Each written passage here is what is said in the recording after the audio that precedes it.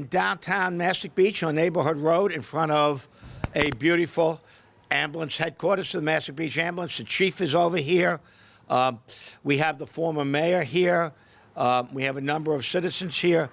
But most importantly, I am joined by Councilman Panico, our planning commissioner, Tullio Bertoli, and a representative of the firm Nelson and Pope. Kathy, right? Yes. Absolutely.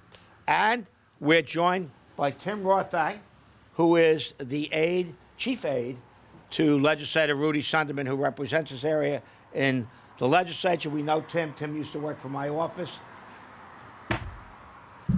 We're here because we've talked for a lot of years about doing something to really transform Mastic Beach and its commercial district of Neighborhood Road. And we are committed to doing that. We made a determination when the village came back to the town that we would clean up some of the areas in the village where there were abandoned homes or homes that had been damaged by Superstorm Sandy and never fixed, and we decided to do that. To date, we have demolished more than 50 homes in this village. And many of those homes, we just returned the land to its natural state, many of which is now wetland.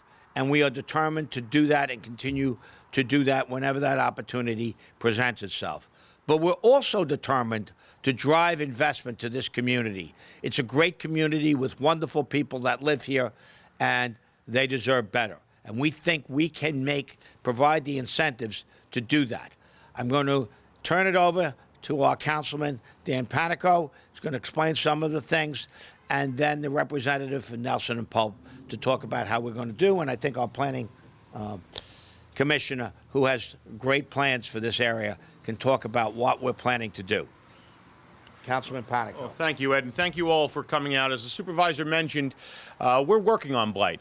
We've taken down a lot of the residential structures that need to come down. This year, we will run out, fortunately, of houses to take down. And that's a credit to the work of the town of Brookhaven and things that needed to be done down here in Mastic Beach. But our efforts on code enforcement, every facet and every tool that we have in the town of Brookhaven under our local control, we're going to use. And we've made a dramatic positive difference in Mastic Beach in just over the year since we've had authority in the advent of the dissolution of the former village of Mastic Beach. And one thing we look at is commercial investment. If you look around here, outside of this beautiful building that we built with the ambulance company, you see a lot of buildings that are vacant, underperforming, dated, in serious need of an improvement. And everyone, or most people, remember when I grew up here in Mastic Beach, the beautiful place that Mastic Beach was. Times have changed. Technology has changed the manner in which people buy things.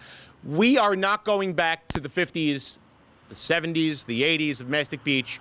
Our challenge is to build the new Mastic Beach for the residents of this area and the town of Brookhaven. And we plan on using all of the powers that we have under state law, which is our zoning power, to make sure this area is redeveloped into the beautiful waterfront place that it should be. Now, obviously, sewage capacity and sanitary capacity under the health code is a major issue for the area. It's a major issue for Long Island, every community where there is not a sewer district.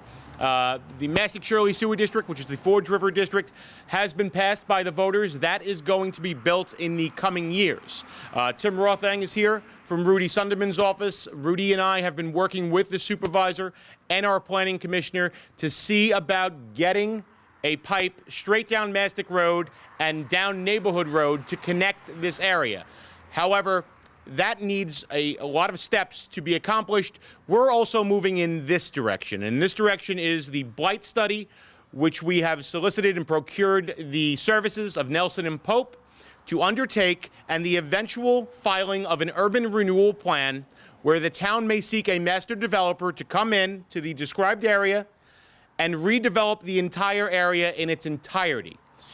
And what that may entail if we're not able to. And we hope that we're going to get the commitment and the cooperation from Suffolk County to run the centralized sewage pipe back up to the Mastic Shirley District. But if that does not occur, we're not going to allow grass to grow under our feet.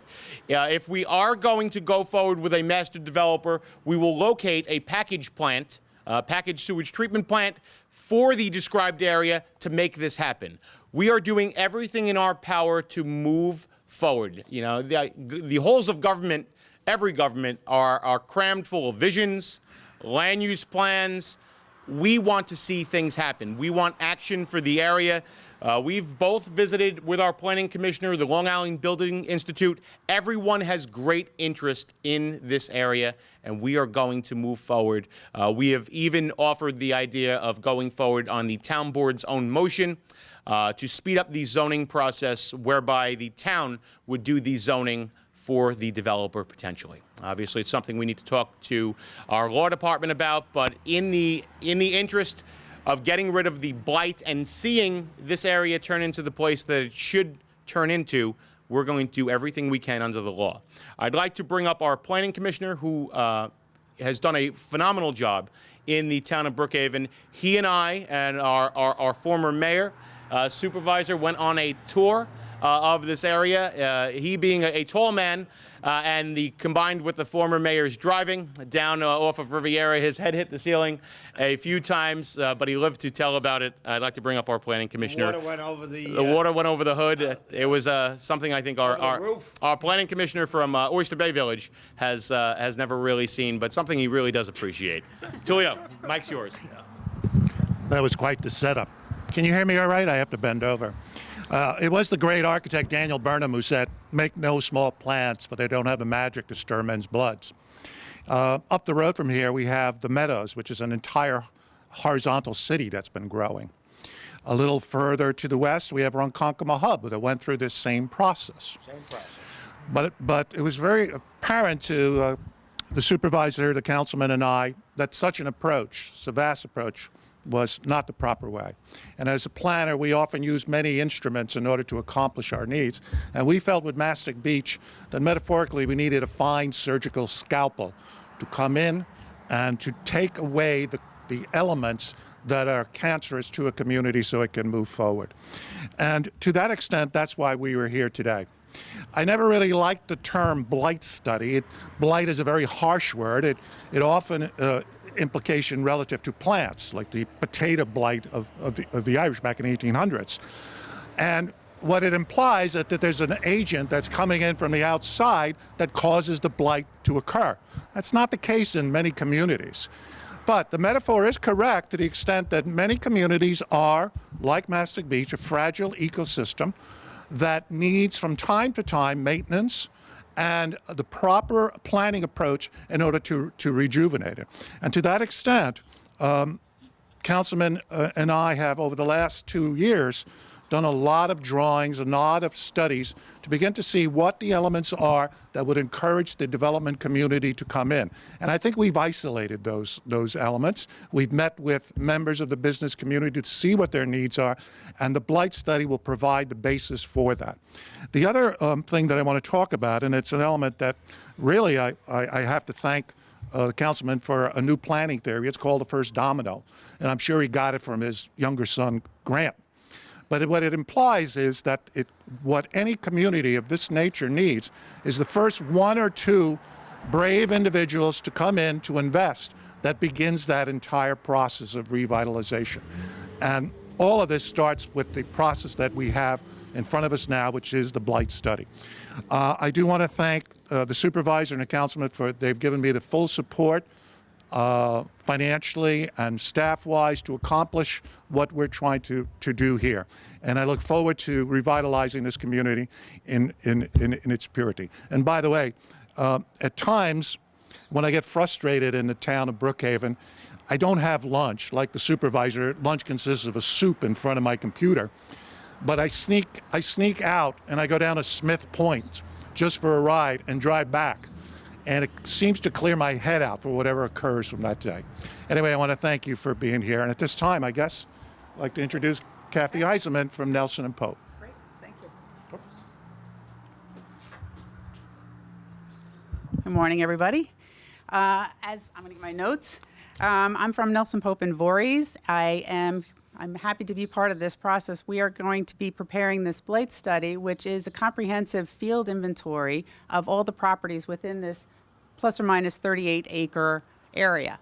And this is very much documenting the conditions on a property-by-property basis to identify blight conditions. I'm seeing you can't hear me. And then there's a synthesis of that information. If the blight conditions can be documented to the extent that would that would constitute an urban renewal area, then the town can create an urban renewal plan. And that actually gives us that roadmap that would allow for the reinvestment in the community. And big plans, as Tullio had said, make no small plans. The study will also identify opportunities for how do we identify new opportunities for funding. That's a big part of this as well, is identifying funding opportunities specific to revitalization, how to get the property owners and business owners involved in the placemaking that this should occur here, and identifying strengths and possible niche markets. So that's all I had to add to this discussion, but thanks for having me. Jim, do you want to say a few words on behalf of Legislator Sunderman? Sure. I just wanted to say that Legislator Sunderman's committed to working with the town of Brookhaven, Supervisor Romaine and Dan Panico to revitalize this community. We are committed to extending that sewer line down Mastic Road into the neighborhood road business corridor. We know that that's going to really jumpstart this community for downtown revitalization, and any way that the county can assist the town with these efforts, we're happy and we're here to help. So thank you very much for having me. So I'll turn it back to Councilman Panico, but we're using the same approach we've used for other communities. Ronkonkoma Hub is one of our largest projects, and we started off because we all know what Ronkonkoma looked like around the train station on the Brookhaven side. Little beat up, little run down, needed some help. We went in there, did a blight study, came up with a master plan, got a master developer, and we are going to transform that, and that will be the newest transit-oriented development community in Brookhaven Town and in on Long Island. Go take a look. This is a much smaller project, but this is a definitely doable project. This is a community that deserves a better downtown. It's our job to plan, to incentivize, and to encourage developers to come in and work with us, work with the property owners, and revitalize and renew the face of Mastic Beach. Dan? Well, sure. And all of this is going to go forward as quickly as we possibly can.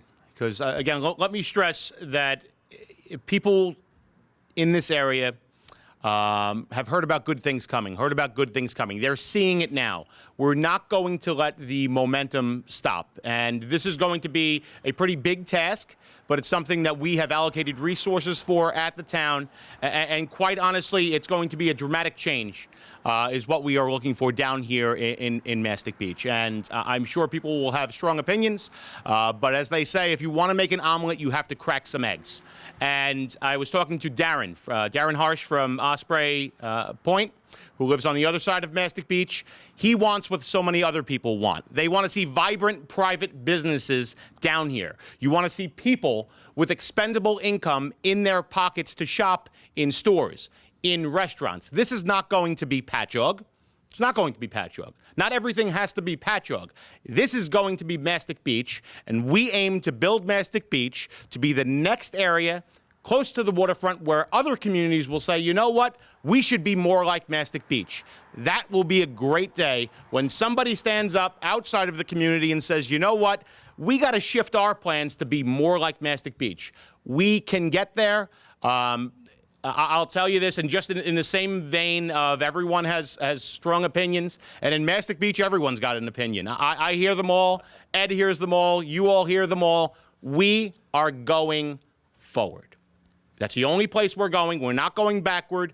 We're going forward, and there's never a shortage of naysayers. We listen to everyone, but people who just try to stymie process for the point of just trying to stymie it and making themselves feel important, those people need to be left in the rearview mirror.